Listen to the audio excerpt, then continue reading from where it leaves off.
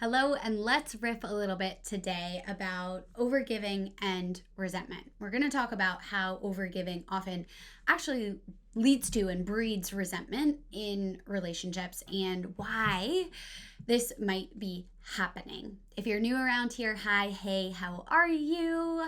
I'm Chelsea Connors, certified life coach, former psychotherapist, talking about all of the realness around mental health and emotional well-being, especially as young adults, as we're navigating the world and becoming more ourselves. If you haven't already, make sure that you subscribe to this channel if this sounds like the type of content that is your jam, that will support you in how you want to feel in your life and in your world. So let's dive in.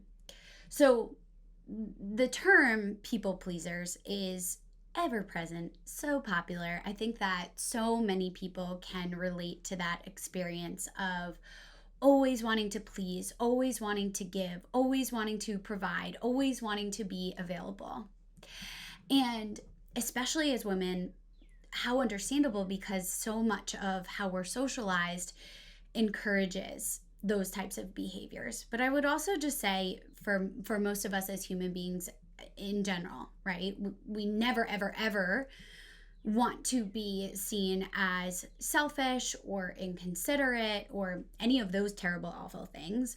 So what do we do instead? Well, we overgive.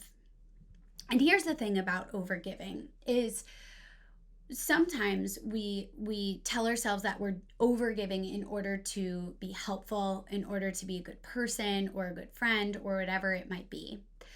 But the hard truth about overgiving is that oftentimes we are giving in order to receive something in some way. That can look like a lot of different things. Sometimes what we are seeking when we're overgiving is control. We're wanting to control another person's behavior or another people's feelings or another person's experience of us or of life, because we don't want to then have to deal with the pain that they might endure if things don't go well, right? Maybe we are wanting to receive feeling valued, feeling accepted, feeling noticed and appreciated. And when we overgive, that's pretty much always applauded. And so in some ways that feels really good. The problem with this is that it is often not sustainable. And when we are overgiving in such a way that we're getting and receiving all of these external things to validate ourselves, what happens is we lose or we decrease our capacity in order to self-validate and self-appreciate and know that we are innately worthy just because we exist. I'm going to say that one more time. You are innately worthy and valuable just because you exist. And now we live in a world that tells you, whether that is subliminally messaged to you or overtly taught to you, that you are only worthy and valuable based on how much you give, how much you can put yourself in overdrive, how much you can achieve or succeed at, how many people you can serve and show up and support. And what that does is it creates martyring energy or over-mothering energy. And actually what that tends to do over time is it disempowers you and it disempowers the people around you. Because now they're not learning how to be self-reliant or self-validating as well, because they're expecting you to show up in all of the ways. And because you've taught them that you do that, maybe if there's a moment where you're like, ooh, this isn't sustainable anymore, this doesn't feel great, I'm feeling depleted, I'm feeling burnt out, I can't show up in the same ways anymore. All of a sudden, the other people around you are like, what the heck is up with Chelsea? Why can't she do all the things like she used to do? What's wrong with her? Does she not care about me anymore? So on and so forth, right? So not only does it create a bit of a difficult experience for you as the person who's overgiving, it also creates a disingenuous and an inauthentic relationship with the people around you. So if this is a little bit like jarring to you and you're really resonating with this, please know that you're not alone. But the reality is that you can't be everybody's everything. And that the way that we work through this really is starting to cultivate the skill and the practice of being able to self validate and self appreciate. Because that sense of self, that inner guidance, is so vital for you feeling good in your body, in your heart, in your soul, in your mind, in your life, in your relationships. Because when we live to overgive and we're only feeling good enough when we get that external validation in some way, we do burn out. We do feel disconnected. We do resent the people around us who don't seem to think that we, as we are just enough.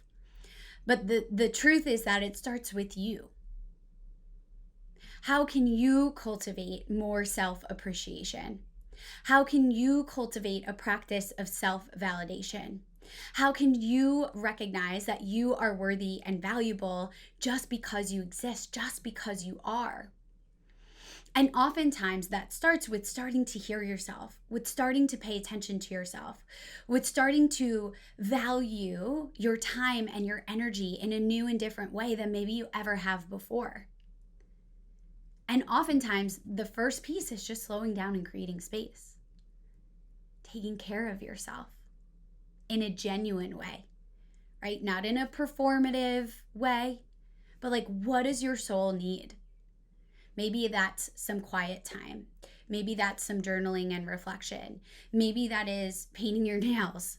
Maybe that's going for a walk and being in nature and just giving yourself a moment to pour into you, right? There's so many different ways that we can take care of ourselves. But this idea that we're going to get anywhere by overgiving and overextending ourselves is leading us down a very, very, very dangerous path. So my offering to you today is to just kind of pause here and question, why are you overgiving and how does that feel? When did you start that behavior? And what keeps it going? Does any of that external validation resonate with you? And how does it feel over time in your relationships when you live from a place of consistently feeling like you need to overgive so that you can receive, so that you can get? And in that way, it's actually not about the other people at all. It's about avoiding that maybe discomfort, someone else not liking you, someone not understanding why you're doing the things that you're doing, why you need to take care of yourself, whatever it might be. How can you be a model of self-appreciation, self-validation, maybe eventually self-love, right? In how you live, in how you be, and how you nourish yourself. And I recognize that this can feel really counterintuitive and really challenging and really hard to find the time or the space or know what to do if you can create it. And so I have a really special offering for you today, which is my calibration call. My calibration call is a 90-minute intensive session where I walk you through my signature process of kind of taking a big picture look at your life, what's working, what's not feeling so great. And then with our time together, we create a tangible, sustainable, realistic, and action-oriented plan for you to walk away with and start implementing and integrating into your life so that you can feel better and you can start to pay attention to the pieces that might make a really, really impactful shift in how you feel about yourself, your relationships, the world around you. So I have very limited spaces, and this is only available throughout the month of June 2021 when this video will go live. I will be opening up 5 slots for calibration calls. So if you are ready to really take a big picture look at your life and improve your mental health and emotional well-being as we roll into a new season of summer, definitely grab your spot below. And if you're like, that sounds great, but I'm not quite sure if I'm ready for that, I want to invite you to download my free calibration practice, which will walk you through 5 steps to just starting to take better care of yourself, starting to hear yourself, starting to learn what you actually need and how to take action on that. And that is linked below as well. So be sure that you like this video and subscribe if it resonates with you. Share it with somebody that you love who could also receive this message in a really beautiful way. And I will chat with you all very soon. Take care.